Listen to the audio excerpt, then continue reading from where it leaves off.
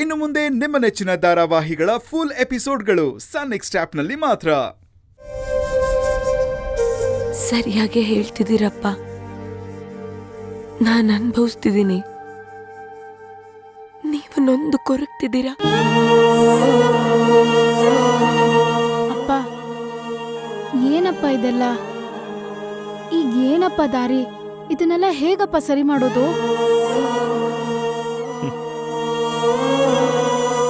ನನಗೂ ಅರ್ಥ ಆಗ್ತಿಲ್ಲ. ನಾನಾದರೂ ಏನು ಅಂತ ಮಾಡಲಿ ಹೇಳು? ಈಗ ನಾನೇನು ಕಾರ್ತಿಕ್ ಅವ್ರ ಹತ್ರ ಹೋಗಿ ಗೌತಮ್ ಅವ್ರ ಹತ್ರ ಕ್ಷಮೆ ಕೇಳಪ್ಪ ಅಂತ ಹೇಳೋಕ್ಕಾಗತ್ತ?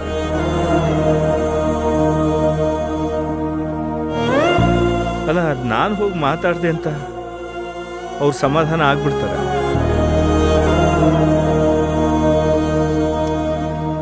ನೋಡಮ್ಮ, ಯಾರು ಏನೇ ತಪ್ಪು ಮಾಡಿದ್ರು ನಾನು ಹೋಗಿ ಅವ್ರ ಕಾಲಿಗೆ ಬಿದ್ದು ಕ್ಷಮೆ ಕೇಳೋದಕ್ಕೆ ತಯಾರಿದ್ದೆ.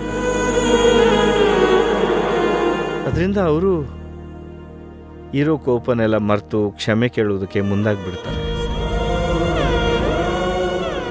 ಇದು ಯಾವತ್ತೂ ಮುಗಿದೇ ಇರೋ ಸಂಕಟ ಅನಿಸ್ತಾ ಇದೆ. ಖಂಡಿತ ಇಷ್ಟಕ್ಕೆ ನಿಲ್ಲಲ್ಲ.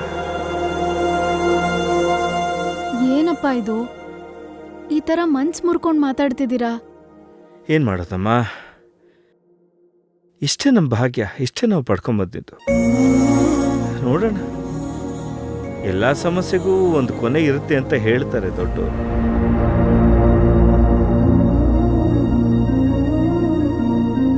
ಈ ಕಾಲದಲ್ಲಿ ಮುಗ್ದೋದ್ರೆ ಸಾಕು ಅಂತ ನಾನು ಅಂದ್ಕೋತೀನಿ. ಹಾಗಾದ್ರೆ ತಾನೆ ನಾನು ನೆಮ್ಮದಿಯಿಂದ ಚಿತೆಗೆ ಹೋಗಿ ಸೇರ್ಕೊಳ್ಳೋಕೆ ಸಾಧ್ಯ. ಅಪ್ಪ, ಏನಂತ ಮಾತಾಡ್ತಿದ್ದೀರಪ್ಪ? ಹೆದರ್ಕೋಬೇಡ್ರಮ್ಮ, ಸುಮ್ಮನೆ ಮಾತುಗಂದೆ ಅಷ್ಟೆ. ನೋಡೋಣಮ್ಮ, ಆಗೋದಾಗುತ್ತೆ, ಏನು ಮಾಡೋಕ್ಕಾಗಲ್ಲ. ಯಾರೂ ಆಗೋದನ್ನು ತಪ್ಸೋಕ್ಕಾಗಲ್ಲ. ದೀಪು ಕಾರ್ಯಕ್ರಮಕ್ಕೆ ಒಂದಷ್ಟು ಪದಾರ್ಥಗಳನ್ನ ತರೋದಿತ್ತು. ಹಾಗೆ ಹೋಗ್ತಾ ಮುರಳಿನ ಕರ್ಕೊಂಡು ಹೋಗೋಣ ಅಂತ ಹೊರಟಿದ್ದೆ. ನಾನು ಹೋಗಿ ಬಂದ್ಬಿಡ್ತೀನಮ್ಮ. ಅಜ್ಜು ಹಸ್ಕೊಂಬಂತಿರ್ತಾಳಮ್ಮ, ಅವಳು ಹೊಟ್ಟೆಗೆ ಏನಾದರೂ ಒಂಚೂರು ಕೊಡು. ಒಂಚೂರು ಊಟ ಮಾಡಿ ಸುಧಾರಿಸ್ಕೊ. ನಾನು ಹೋಗಿ ಬಂದ್ಬಿಡ್ತೇನೆ.